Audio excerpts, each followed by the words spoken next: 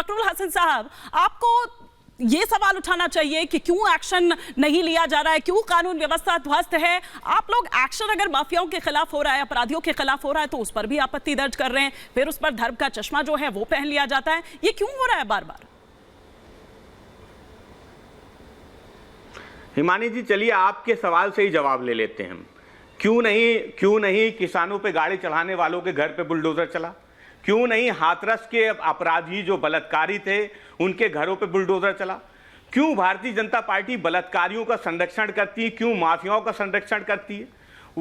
उमेश पाल हत्याकांड में उस परिवार ने भारतीय जनता पार्टी के एक मंत्री उनके परिवार पे 5 करोड़ रुपए चंदा लेने का आरोप लगाया। भारतीय जनता पार्टी बताए कि आखिर जो प्रयागराज का सच है वो कब सामने आएगा? क्यों वो संरक्षण कर रही है एक अतीक अहमद का, उनके परिवार का? भारतीय जनता पार्टी को बताना चाहिए और इस मामले की पूरी निष्पक्ष जांच होनी चाहिए। और आपने कहा कि बुलडोजर कभी भी न्याय का प्रतीक नहीं हो सकता। समाजवादी पार्टी बुलडोजर का विरोध इसलिए करती है कि अगर हम आज खामोश हो जाएंगे तो कानपुर देहात जैसी घटनाएं होंगी और भारतीय जनता पार्टी बेशर्मी से। फखरुल साहब, तो आपके हिसाब से किस तरह से डर बैठाया जाए जो अपराधी हैं, जो माफिया हैं, इनके खिलाफ? किस तरह से उत्तर प्रदेश की स्थिति जो है वो सुधरे और किस तरह से उसका जो वो एक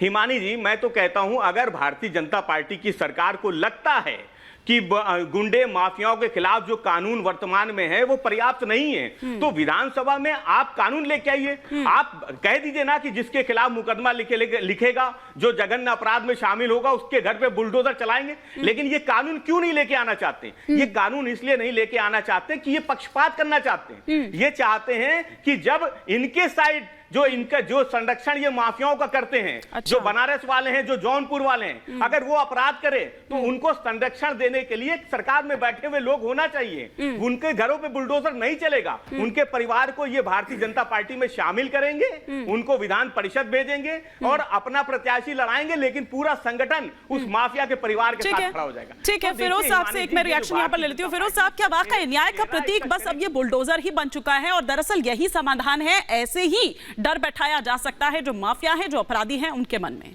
बिल्कुल सही फरमाया आपने मिस नथानी कि ये जो बुलडोज़र है यही अब पैरामीटर होगा लोगों को कानून के साथ चलाने का। क्योंकि देखिए, मुलायम सिंह एंड सन और अखिलेश जी एंड कंपनी के दौर में तो क्या होता था कि फ़ाइलें मूव करती थीं, और फाइलें मूव करती थीं, जो लोग गैर कानूनी कब्ज़े करते थे वो रिश्वत दे देते थे, वो गायब हो जाती थी। ये अब तक देखने में आया है। लेकिन अब ऐसा चीफ मिनिस्टर आया है हु बिलीव्स इन एक्शन।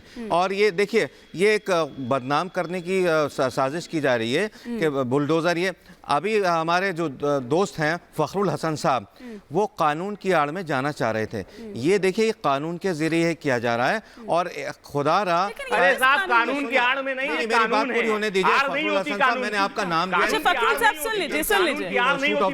मैं आपसे कहना चाह रहा हूँ फखरुल हसन साहब, हर चीज को हिंदू मुसलमान में तब्दील ना करें। हिंदुस्तान बहुत, फखरुल साहब सुन लीजिए ना, फखरुल साहब सुन लीजिए। और प्राइम मिनिस्टर मोदी और योगी जी ने हिंदुस्तान को हिंदू मुसलमान के खेमे से बाहर निकाल दिया है। हिंदुस्तान आज विश्व गुरु जगत गुरु बनने जा रहा है। लेकिन आप जैसे लोग नहीं चाहते कि हिंदुस्तान जगत गुरु बने। सुन लीजिए ना, एक बार सुन लीजिए। अरे साहब, फखरुल साहब सुन लीजिए। मैंने तो आपसे सवाल पूछा था, आपको तो अनुभव है, इतना समय तो आपने भी सरकार चलाई है उत्तर प्रदेश में, आपको भी अच्छा खासा अनुभव है। आपसे पूछा था, लेकिन एक बार फिरोज साहब को कंप्लीट करने दीजिए। नथानी मैडम, बात पूरी हो जाए मेरी। देखिए, ऐसा है मानी जी, मैंने इनका नाम इसलिए नहीं लिया था कि एकदम से बोलना शुरू कर दें। बात पूरी सुन लीजिए। देखिए, अगर आपके जो चीफ मिनिस्टर थे पहले अखिलेश जी, अगर वो सही राज करते तो जाहिर सी बात है वो आ जाते। लेकिन उनके अंदर घमंड बहुत है। वो हमेशा जो है नेगेटिव उनकी राजनीति रही है।